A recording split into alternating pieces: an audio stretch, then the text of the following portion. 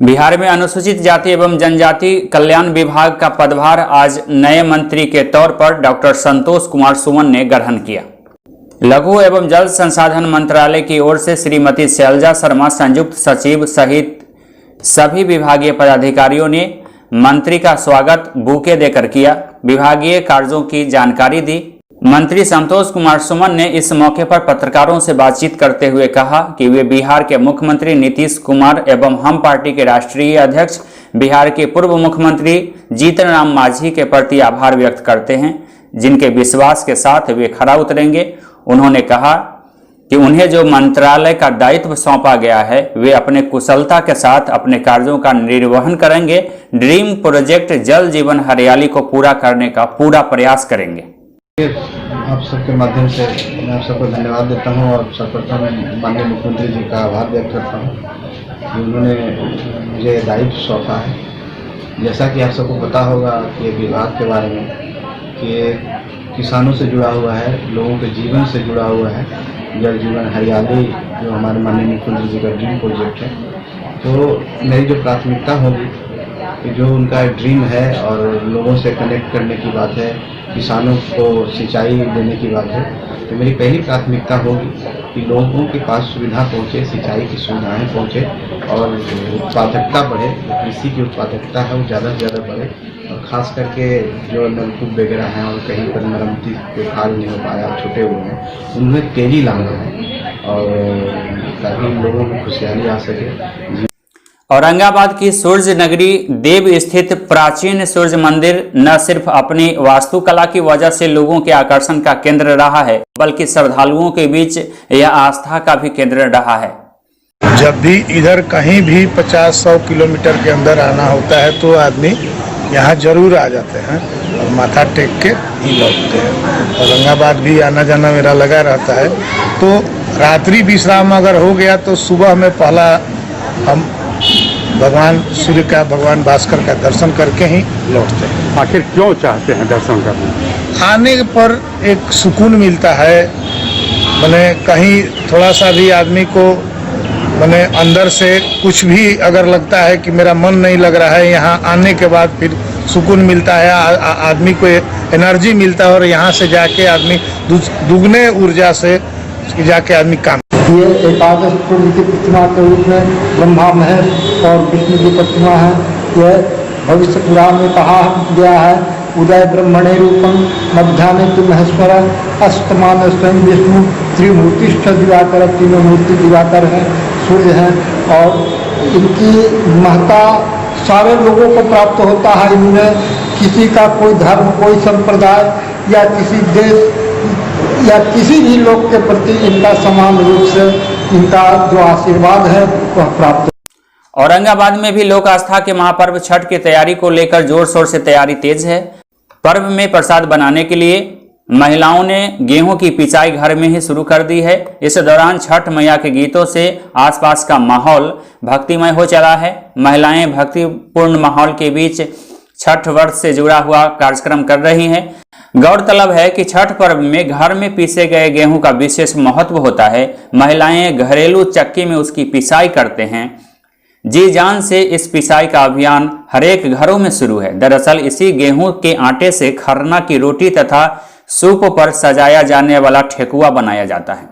आधुनिकता के इस दौर में जांता की महत्ता कम नहीं हुई है, लिहाजा जांता से गेहूं पिसाई का प्रचलन औरंगाबाद एवं आसपास के विभिन्न जिला क्षेत्रों में देखा जा सकता है। छठ पर्व में नजर आने वाला यह दृश्य इस बात की तस्दीक करता है और पुष्टि करता है कि परंपरा और आस्था को कभी कि कोई भी आधुनिकता डिगने नहीं दे सकता।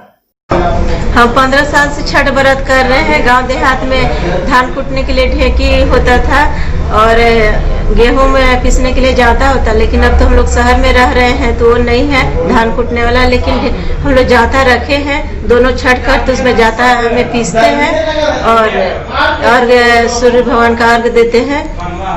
4 दिनों तक चलने वाला आस्था का महापर्व छठ के प्रथम दिन पूजा सामग्री को खरीदने के लिए श्रद्धालुओं की भीड़ आज शहर में और बाजारों में टूट पड़ी।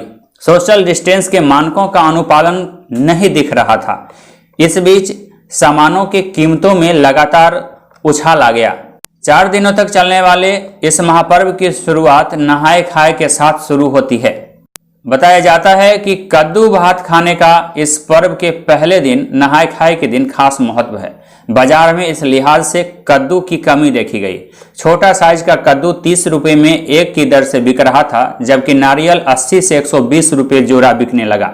चिनिया केला 80 रुपये दर्जन बिकने लगा। हरी छाल सिंगापुरी केला 30 से 40 रुपये दर्जन बिक रहे थे।